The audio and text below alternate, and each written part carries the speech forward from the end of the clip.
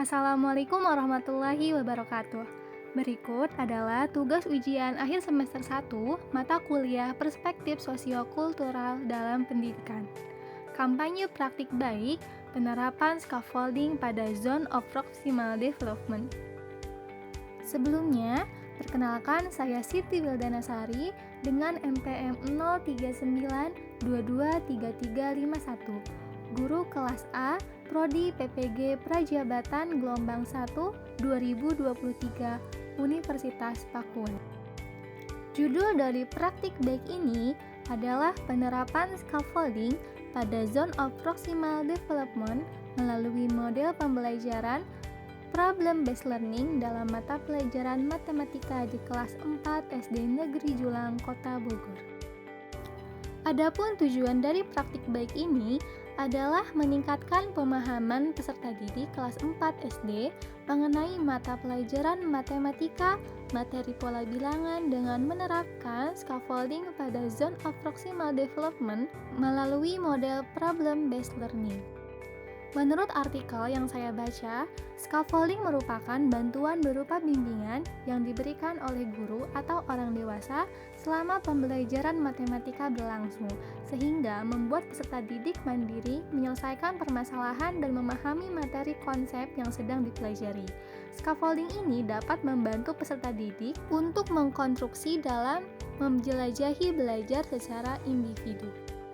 Fatmiawati tahun 2023 mengatakan bahwa Vygotsky mendefinisikan GVD sebagai jarak antara tingkat perkembangan aktual sebagaimana ditentukan oleh pemecahan masalah secara mandiri dan tingkat perkembangan potensial sebagaimana ditentukan melalui pemecahan masalah di bawah bimbingan orang dewasa atau kerjasama antar teman sebaya yang lebih mampu. Selanjutnya adalah ringkasan intervensi terkait penerapan scaffolding pada Zone of Proximal Development atau ZVD. Dalam proses penerapan scaffolding, erat kaitannya dengan GVD, di mana guru selama sesi pengejaran dapat menyesuaikan jumlah bimbingannya dengan level kinerja peserta didik yang telah dicapai. Scaffolding sendiri diberikan pada saat peserta didik melakukan diskusi. Guru dapat berkeliling pada setiap kelompok untuk mengkonfirmasi apa yang telah mereka kerjakan selama diskusi dan menanyakan kesulitan apa saja yang mereka dapatkan. Kemudian, guru menerapkan teknik scaffolding untuk membantu menstimulus keterlibatan aktif peserta didik dalam proses pembelajaran sehingga dapat mencapai kemandirian belajar. Peserta didik akan mendapatkan bantuan atau bimbingan agar lebih terarah dalam mencapai tujuan pembelajaran yang telah direncanakan. Ada beberapa langkah yang saya lakukan dalam melaksanakan praktik baik ini. Yang pertama yaitu memilih model pembelajaran yang inovatif dan bervariatif. Model pembelajaran yang saya terapkan yaitu Problem Based Learning atau PBL. Menurut Aryani tahun 2021, model pembelajaran Problem Based Learning adalah model pembelajaran yang diawali dengan masalah yang ditemukan dalam suatu lingkungan pekerjaan untuk mengumpulkan dan mengintegrasikan pengetahuan yang baru yang dikembangkan oleh peserta didik secara mandiri.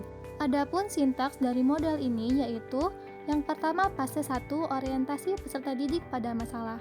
Pada fase ini, guru melakukan persepsi tentang konsep pola bilangan yang sudah dipelajari di pertemuan sebelumnya melalui pertanyaan pemantik. Lalu, guru menentukan permasalahan yang akan diselesaikan oleh peserta didik mengenai pola bilangan berdasarkan video yang ditayangkan. Fase 2 mengorganisasikan peserta didik untuk belajar. Peserta didik dikelompokkan ke dalam 6 kelompok yang terdiri dari 4-5 orang. Peserta didik dalam kelompok mendapatkan LKPD dari guru dan peserta didik terlebih dahulu diberikan penjelasan mengenai cara pengisian LKPD oleh guru. Fase ketiga membimbing penyelidikan individu maupun kelompok. Peserta didik berdiskusi bersama kelompoknya dalam menyelesaikan LKPD. Peserta didik dibimbing oleh guru saat mengerjakan LKPD. Di sini terdapat pemberian scaffolding. Selanjutnya, guru memberikan motivasi kepada peserta didik jika ada yang kurang aktif dalam mengikuti diskusi. Selanjutnya, fase 4 mengembangkan dan menyajikan hasil karya. Peserta didik mempresentasikan hasil LKVD yang telah dikerjakan dan peserta didik dari kelompok lain menyimak kelompok yang sedang presentasi. Dan yang terakhir, fase 5, menganalisis dan mengevaluasi proses pemecahan masalah. Di sini, peserta didik menarik kesimpulan melalui bimbingan guru, lalu guru memberikan penguatan. Peserta didik mengerjakan soal evaluasi yang dibagikan oleh guru. Berikut adalah penerapan scaffolding dalam pembelajaran matematika. Yang pertama, di dalam sebuah persoalan dalam matematika seperti soal permasalahan soal cerita, pada hal ini guru harus dapat mengarahkan peserta didik untuk lebih berhati-hati, lebih cermat lagi dalam mengerjakan bahkan menerima informasi. Dan peserta didik harus mengetahui apa yang diketahui dan apa yang ditanyakan.